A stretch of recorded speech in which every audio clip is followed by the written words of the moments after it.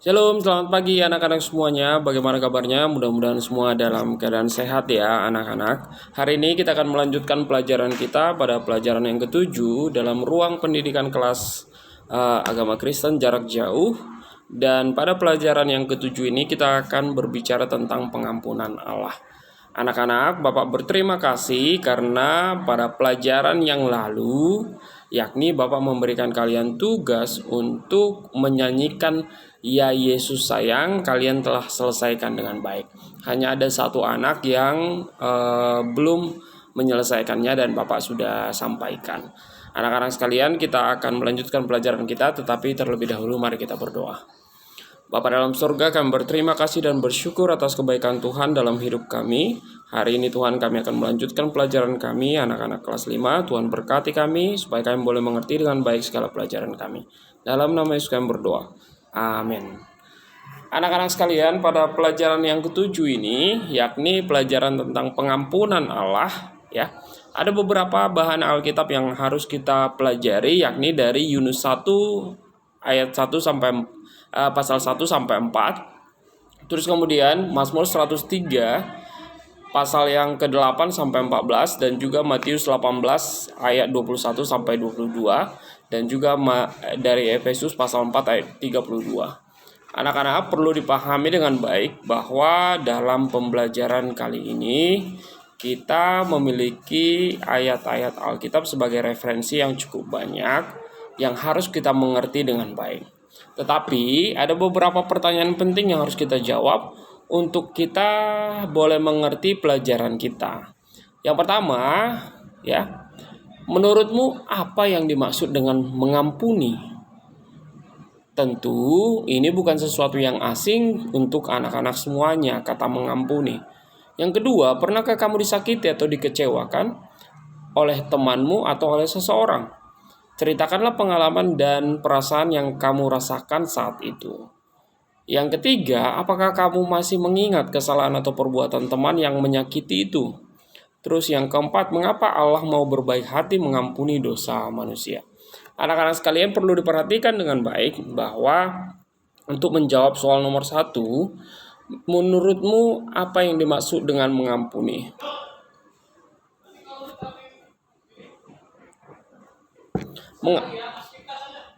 Mengampuni adalah di mana kita mau memaafkan orang lain, di mana kita mau menyelesaikan masalah kita dengan orang lain atau dengan teman atau dengan siapapun tanpa dendam.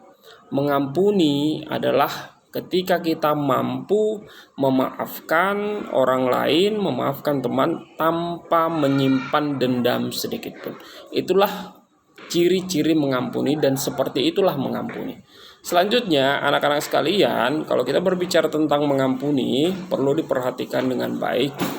Mengampuni bukanlah sesuatu yang mudah dilakukan. Karena apa? Karena sering sekali kita sebagai anak-anak atau sebagai manusia tidak bisa tidak bisa semudah mengatakan mengampuni. Karena apa? Mengampuni bukanlah sesuatu yang mudah untuk dilakukan. Tetapi anak-anak sekalian, kedepannya kita akan belajar mengapa kita harus mengampuni dan seperti apa cara mengampuni. Pertanyaan nomor 2, pernahkah kamu disakiti atau dikecewakan oleh teman atau seseorang? Anak-anak sekalian, tentu kalian pernah mengalami kekecewaan atau kalian pernah disakiti oleh teman kalian.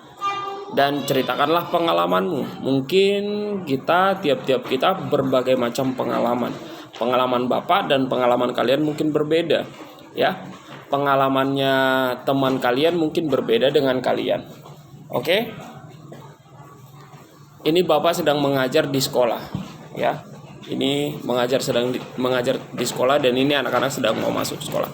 Oleh karena itu anak-anak sekalian perlu diperhatikan. Untuk menjawab nomor 3, apakah kamu masih mengingat kesalahan atau perbuatan teman itu? Apakah ketika kita mengampuni harus mengingat lagi kesalahan orang lain yang menyakiti itu? Nah, nanti kita akan belajar lebih lanjut tentang pembelajaran itu. Nomor 4, mengapa Allah mau berbaik hati untuk mengampuni dosa manusia?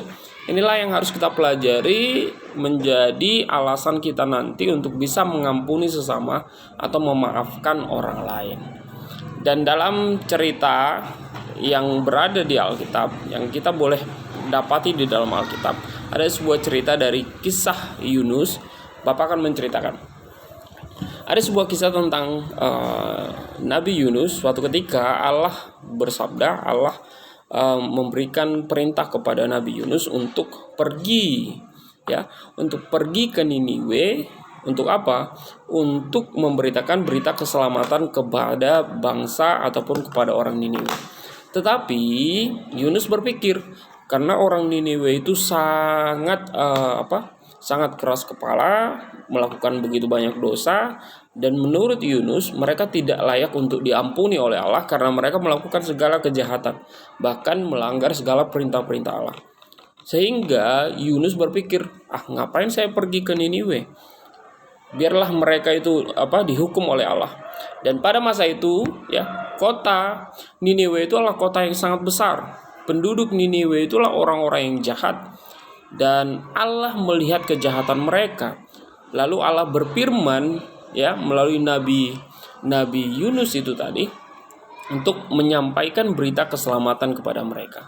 Tetapi apa yang terjadi? Nabi Yunus tidak mau pergi ke sana, ya, dan justru dia mau menumpang kapal yang berbeda tujuan dari Niniwe.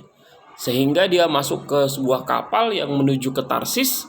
Dan tiba-tiba setelah kapal itu berjalan di tengah laut, tiba-tiba angin yang sangat kencang datang, terus mengombang-ambingkan kapal tersebut. Dan orang-orang di kapal itu pun terheran-heran karena kejadian seperti itu sangat jarang sekali terjadi. Dan kemudian mereka berpikir bahwa mungkin ada salah satu yang melawan Allah, atau salah satu di kapal ini yang ikut dengan mereka yang sedang melakukan sesuatu yang melanggar perintah Allah. Dan akhirnya para orang-orang yang di kapal tersebut itu menggunakan sebuah tradisi orang Yahudi dengan cara membuang undi untuk mengetahui siapakah di dalam kapal tersebut yang melawan perintah Allah. Dan kemudian ternyata ketika orang-orang di kapal tersebut sedang membuang undi, akhirnya yang ditunjukkan oleh undi tersebut adalah Yunus. Dan atas kejadian tersebut akhirnya para orang-orang di kapal tersebut itu membuang Yunus ke dalam laut, ya. Membuang Yunus ke dalam laut, dan ketika Yunus dibuang ke dalam laut, ombak yang besar, angin yang besar yang mengombang-ambingkan kapal mereka itu pun berhenti. Kemudian apa yang terjadi anak-anak sekalian? Ya, kalau mungkin kalian anak-anak atau bapak yang dibuang ke laut, mungkin kita akan meninggal, akan mati, ya, di tengah laut. Tetapi Tuhan berkehendak lain. Orang-orang itu bertanya, apa yang dapat kami lakukan untuk menghentikan badai itu pada saat itu? Jawab Yunus kepadanya, lemparkanlah aku dari kapal ini ke dalam laut, ya, karena akulah yang melakukan kesalahan, ya. Yunus kemudian dilemparkan ke dalam air. Tetapi Allah tidak mau Yunus itu meninggal begitu saja. Justru Allah memerintahkan seekor ikan yang sangat besar untuk menelan Yunus. Dan akhirnya ikan yang besar itu menelan Yunus, dan Yunus pun tinggal di rongga perut daripada ikan yang sangat besar itu selama 3 hari. Dan kemudian Yunus pun menyadari kesalahannya, menyadari apa yang dia lakukan karena dia sudah melanggar perintah Allah. Dan di dalam perut ikan tersebut kemudian dia berdoa dan meminta maaf dan menyesal atas perbuatannya kepada Allah. Dan kemudian Allah memaafkan Yunus, dan kemudian Allah menyuruh ikan tersebut untuk memuntahkan kembali si Yunus ke tepian. Dan akhirnya dari kejadian tersebut Yunus pun pergi ke Niniwe untuk melakukan segala perintah yang diberikan oleh Allah kepada dia. Jadi oleh karena itu anak-anak sekalian perlu diperhatikan dengan baik. Yang pertama, Yunus telah melanggar perintah Allah, ya, dengan dia pergi ke Tarsis, padahal harusnya dia pergi ke Niniwe. Terus kemudian, apakah dia patut untuk dihukum? Patut dihukum, karena dia melanggar perintah Allah. Tetapi apakah Allah membiarkan dia dihukum dan mati? Tidak. Justru Allah dengan mujizat mengirimkan seekor ikan yang sangat besar untuk menyelamatkan dia. Dan setelah itu Yunus menyesali dosa-dosanya, kelakuannya, dan akhirnya Yunus pergi ke Niniwe dan memberi pengajaran kepada bangsa itu. Dan Yunus berkata kepada mereka, dalam 40 hari Tuhan akan membinasakan kota ini apabila kalian tidak bertobat. Ketika orang-orang mendengar Yunus, mereka sangat ketakutan. Bahkan raja pun ketakutan. Dan raja menyuruh semua orang mengenakan kain kabung dan duduk di atas abu. Itulah cara mereka menunjukkan penyesalannya. Mereka tidak akan makan dan minum. Mereka berdoa kepada Allah dan mengaku menyesal atas dosa-dosa mereka. Dan hati Allah berbalik kepada mereka. Dan hati Allah berbalik menyayangi bangsa Niniwe yang adalah orang-orang jahat yang melanggar perintah Allah. Setelah Yunus memberi pengajaran di seluruh kota, ia pergi ke lereng bukit dan duduk di sana. Ia mau menyaksikan Allah membinasakan kota itu. Allah membuat sebatang pohon anggur yang indah untuk tumbuh melewati kepala Yunus dan menaunginya. Justru Yunus berpikir pasti mereka tidak mau bertobat. Justru dia pergi ke suatu tempat untuk menunggu Allah akan membinasakan bangsa tersebut. Tetapi apakah Allah membinasakannya? Tidak. Allah mendengar orang-orang Niniwe berdoa dan melihat kepada Allah, menyesali perbuatan-perbuatan mereka, dan Allah akhirnya tidak mau membinasakan mereka. Yunus marah pada malam hari. Allah mengirim seekor cacing untuk menggigit akar batang anggur yang memberi Yunus naungan dari panas dan terik matahari. Batang anggur itu pun tiba-tiba mati dan layu. Allah berfirman kepada Yunus, engkau sedih tentang anggur itu, tetapi engkau tidak bisa senang karena pertobatan dari bangsa Niniwe. Tetapi pikirkanlah semua orang di kota besar itu, banyak dari mereka anak-anak mereka yang masih kecil. Tidakkah aku menaruh kasihan dan belas kasihan kepada mereka?